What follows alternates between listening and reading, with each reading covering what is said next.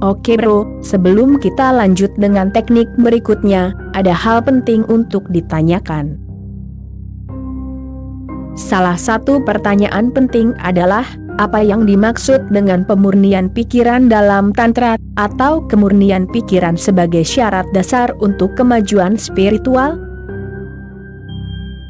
Apa yang biasa dianggap sebagai kemurnian, tidaklah sama dengan apa yang dimaksud oleh Tantra.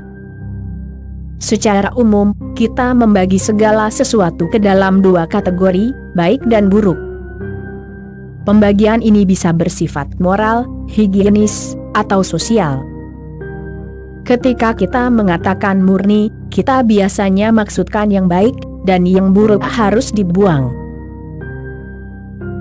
Namun, Tantra tidak menerima pembagian seperti itu. Tantra tidak melihat kehidupan secara dualistik. Maka, pertanyaannya, apa itu kemurnian menurut Tantra? Bagi kebanyakan orang suci, amarah, seks, dan keserakahan adalah buruk.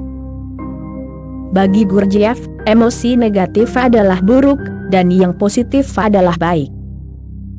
Bagi berbagai agama, Jaina, Buddha, Hindu, Kristen, Islam, mereka mungkin berbeda dalam definisi, tapi tetap membagi antara baik dan buruk. Maka kemurnian pun didefinisikan berdasarkan itu. Tapi Tantra berbeda. Tantra tidak membuat pembagian dangkal antara baik dan buruk.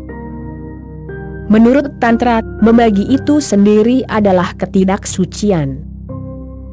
Kemurnian adalah keadaan tanpa pembagian, kemurnian adalah kepolosan. Lihatlah seorang anak kecil. Ia bisa marah, bisa serakah, tapi tetap kita sebut murni. Mengapa? Karena belum ada pembagian dalam pikirannya. Ia belum tahu mana yang baik dan buruk. Bahkan saat marah, itu terjadi begitu saja, spontan.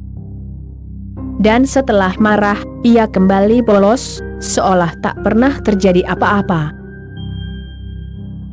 Semakin berkembang pikiran, semakin hilang kemurnian. Ketika amarah mulai disimpan atau dipindahkan ke situasi lain, kemurnian hilang. Maka, seorang anak bisa mengambil barang milik orang lain tanpa merasa mencuri, karena belum ada konsep kepemilikan dalam pikirannya. Tantra mengatakan, ketika seseorang menjadi seperti anak kecil lagi, ia menjadi murni. Tapi tentu bukan anak-anak dalam arti usia, melainkan seperti anak dalam kepolosan yang telah dipulihkan. Seorang bijak seperti Mahavira, yang berdiri telanjang, telah melampaui kesadaran akan tubuhnya. Ketelanjangannya bukan karena ketidaktahuan, tapi karena kebijaksanaan. Ia sadar, tapi tak lagi terikat. Itulah perbedaan besar, anak kecil polos karena belum tahu. Seorang bijak polos karena telah tahu dan melampaui. Kepolosan si anak bisa dihancurkan oleh pengetahuan. Seperti kisah Adam dan Hawa yang dikeluarkan dari Taman Eden karena memakan buah pengetahuan.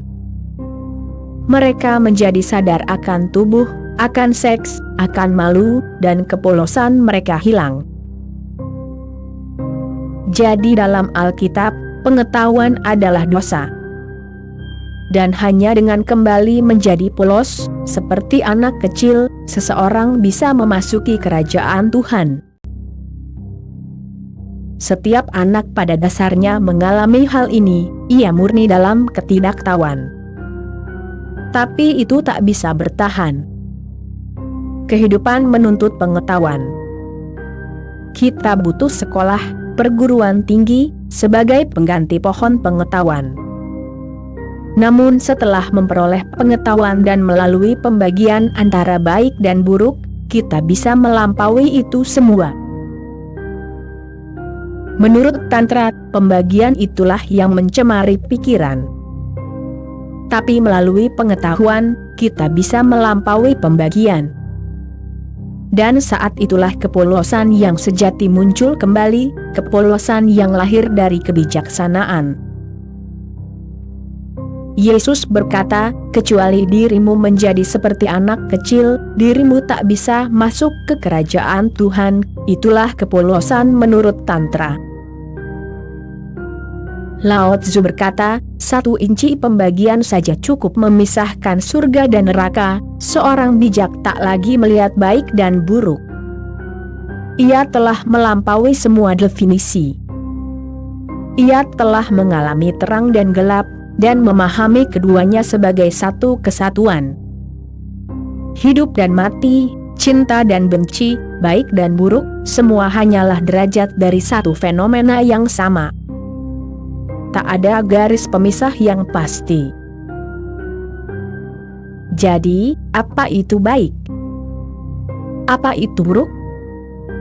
Tak bisa benar-benar didefinisikan.